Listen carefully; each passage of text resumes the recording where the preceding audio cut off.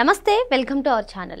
ఆంధ్రప్రదేశ్లో జగన్ ప్రభుత్వ హయాంలో వేలాది కోట్ల రూపాయలతో జరిగినటువంటి మద్యం కుంభకోణం గురించి రోజుకొక కొత్త న్యూస్ బయటికి వస్తుంది. మరి ఈ నేపథ్యంలోనే ఇప్పుడు ఆఫ్రికాకే కాదు, ఈ లింకులు అమెరికాకు కూడా ఉన్నాయంటూ వస్తున్న వార్తలను ఏ విధంగా చూడాలి? అసలు ఈ Andhra Pradesh to Africa, Andhra Pradesh to America via దుబాయ్ని ఏ విధంగా చూడాలి తెలుసుకునే ప్రయత్నం చేద్దాం. దీన్ని విశ్లేషించడానికి మనతో పాటుగా ఉన్నారు సీనియర్ జర్నలిస్ట్ డివి శ్రీనివాస్ గారు. నమస్తే సార్. నమస్తే.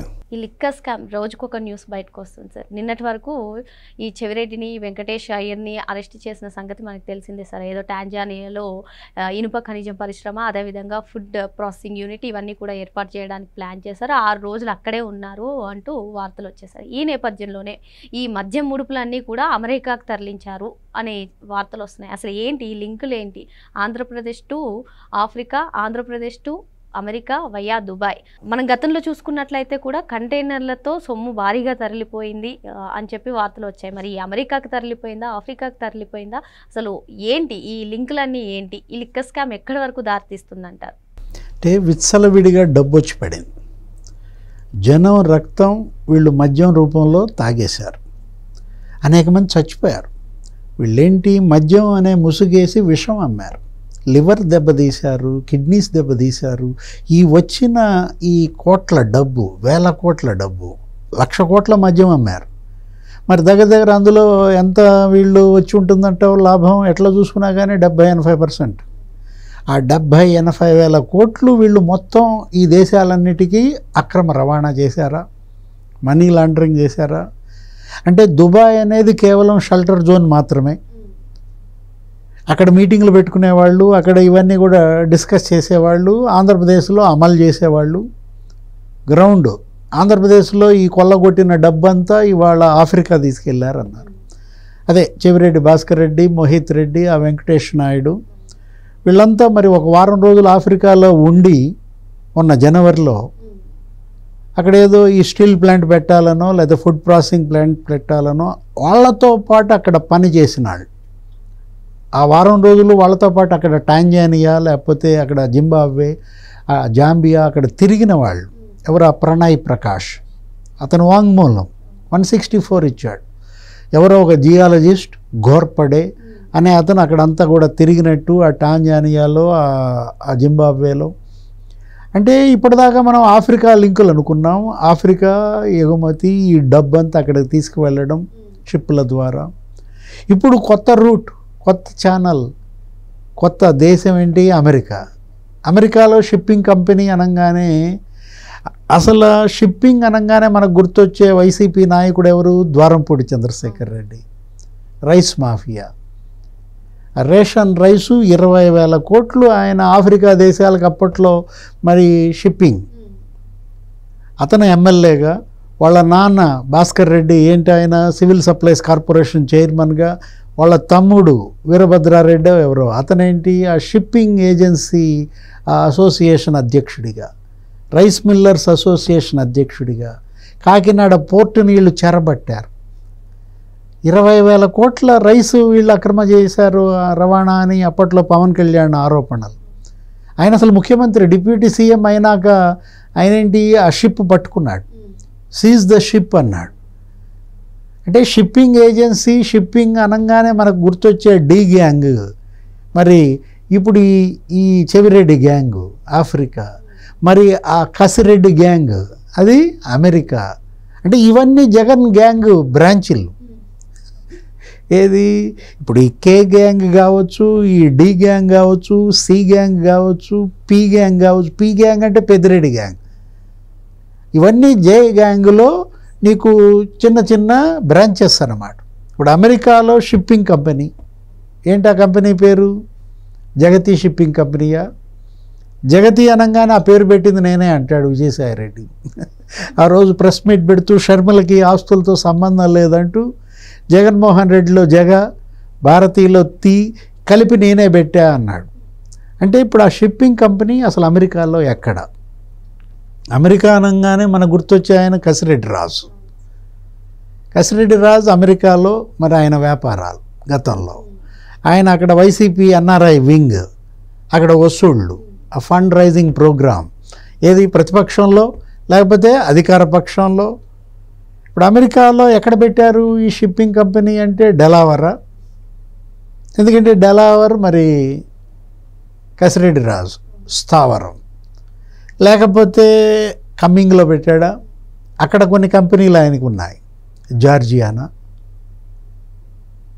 ఏ స్టేట్లో పెట్టాడు, ఏ సీషోర్లో పెట్టాడు. ఇప్పుడు డెలావర్లో పెట్టారా, లేకపోతే ఇక్కడ పెట్టారా, అసలు జగతి షిప్పింగ్ కంపెనీయా, లేకపోతే వర్ష షిప్పింగ్ కంపెనీయా, లండన్లో దీవి కొన్నాడు జగన్మోహన్ రెడ్డి అన్నారు. అంటే పిచ్చ డబ్బు. 5 ఏళ్ళు అతను ముఖ్యమంత్రిగా ఉన్నప్పుడు 8 లక్షల కోట్ల అవినీతికి పాల్పడ్డాడు అని తెలుగుదేశం జనసేన అప్పుడు పుస్తకాలు వేశాయి. అంటే ఈ మొత్తం ఈ డబ్బంతా విదేశాలకి ఇతను మనీ లాండరింగ్ చేశాడా? ఆయన పైన గతంలో సిబిఐ 12 ఛార్జ్షీట్లు, ఈడీ 9 ఛార్జ్షీట్లు. ఎప్పుడు 13 ఏళ్ల క్రితం. ఆ కేసుల్లో 13 ఏళ్ళుగా బెయిల్పై ఉన్నాడు. వాళ్ళ నాన్న హయాంలో చేసిన అవినీతి, 1,00,000 కోట్ల అవినీతి. హైకోర్టుకి అప్పుడు సిబిఐ ఇచ్చిన అఫిడవిట్లో 43,000 కోట్ల అవినీతి అని నిర్ధారించింది. అంటే అప్పుడు 43,000 కోట్లు మనీ లాండరింగ్. అదే ఈడీ 9 కేసులు, 6 దేశాలకి మనీ లాండరింగ్ చేశాడు జగన్మోహన్ రెడ్డి. 6 దేశాలకి అప్పుడు సిబిఐ లెటర్స్ పంపింది. లెటర్ ఆఫ్ రొగేటరీస్ అంటారు, LORs. ఏది, అటు స్విట్జర్లాండ్, హాంకాంగ్, మారిషస్, ఆ తర్వాత బ్రిటిష్ వర్జీనియా ఐలాండ్స్. ఆ 6 దేశాల మనీ లాండరింగ్ గుట్టు ఇంతవరకు బయటపెట్టిందా ఈడీ? అది బయట పెట్టలేదు కదా, ఇంకా అది నన్నేం పట్టుకుంటుంది అనే ధీమాతో ఇప్పుడు అది తండ్రి హయాం, ఇది ఇతని హయాం. కొడుకే ముఖ్యమంత్రిగా, ఇప్పుడు జగనే సీఎంగా అయినప్పుడు అప్పుడు 6 దేశాలకు చేస్తే పట్టుకోలేకపోయారు, ఇప్పుడు 60 దేశాలకు చేస్తే పట్టుకుంటారా?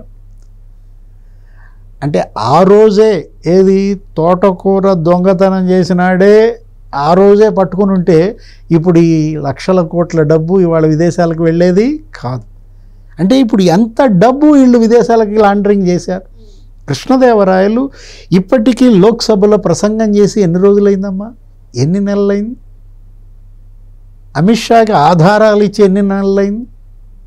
ఇప్పుడు ED money laundering Sunil Reddy చేశాడు, దుబాయ్కి 2,000 కోట్లు అని చెప్పాడు. ఇంతవరకు సునీల్ రెడ్డిని పట్టుకున్నారా, అడిగారా? అంటే ఈడీ ఎంటర్ అయింది ఇందులోకి అన్నారు, వివరాలు ఇవ్వండి మేము టేకప్ చేస్తున్నాం అంటూ అది వాళ్ళు కూడా కేసు రిజిస్టర్ చేశారు. ఇప్పుడు మనకి ఇక్కడ FIR అన్నట్టుగా వాళ్ళకు కూడా అక్కడ ECIR అంటారు. కేసు కట్టారు. కేసు కట్టితే అయిపోయినట్టేనా ఈడీ పని?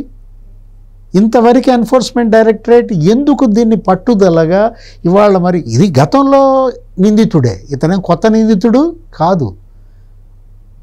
ఒక పాత 9 కేసుల్లో నిందితుడిగా ఉన్న వ్యక్తి ముఖ్యమంత్రి అయి మరి ఇన్ని దేశాలకి ఇంత 1,000 కోట్లు మరి లాండరింగ్ చేస్తే ఒక ప్రజాప్రతినిధి, ఒక లోక్సభ సభ్యుడు అసలు 4,000 కోట్లు విదేశాలకు లాండరింగ్ చేశాడనే ఆధారాలు ఇచ్చానని చెబితే అదేమైంది? దీని సంగతి ఏంటి? ఇప్పుడు అమెరికాలో షిప్పింగ్ కంపెనీ గుట్టు మట్లన్నీ బయట పెడతారా? మనం అడిగే ప్రశ్నలు కాదు, జనం నిలదీస్తున్నారు.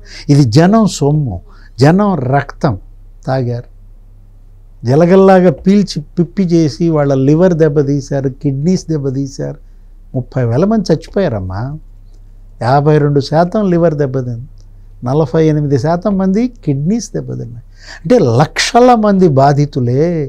ఇంకా దీన్ని ఇలాగే చూసి చూడనట్టు వదిలేస్తారా? ఇప్పటికైనా అమెరికాకి ఎంత అక్రమంగా నగదు కంటైనర్ల ద్వారా వీళ్ళు లాండరింగ్ చేశారు, ఆ కంటైనర్ల గుట్టు తేల్చాలి. ఈ షిప్పింగ్ కంపెనీ గుట్టు తేల్చాలి. అక్కడ స్టీల్ ప్లాంట్, ఆ టాంజానియా, ఆ జాంబియా, అవన్నీ కూడా బయట పెట్టాలి. చెవిరెడ్డి లింకులే కాదు, పెద్దిరెడ్డి లింకులు. పెద్దిరెడ్డి రామచంద్రారెడ్డి ఆఫ్రికా వ్యాపారాలు.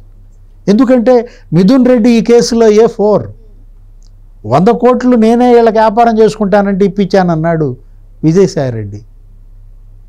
సజ్జల శ్రీధర్ రెడ్డి, కసిరెడ్డి రాజు, లేకపోతే మిథున్ రెడ్డి నా దగ్గరకు వచ్చి డబ్బులు ఇప్పించమంటే అరవిందో ద్వారా ఇప్పించానన్నాడు.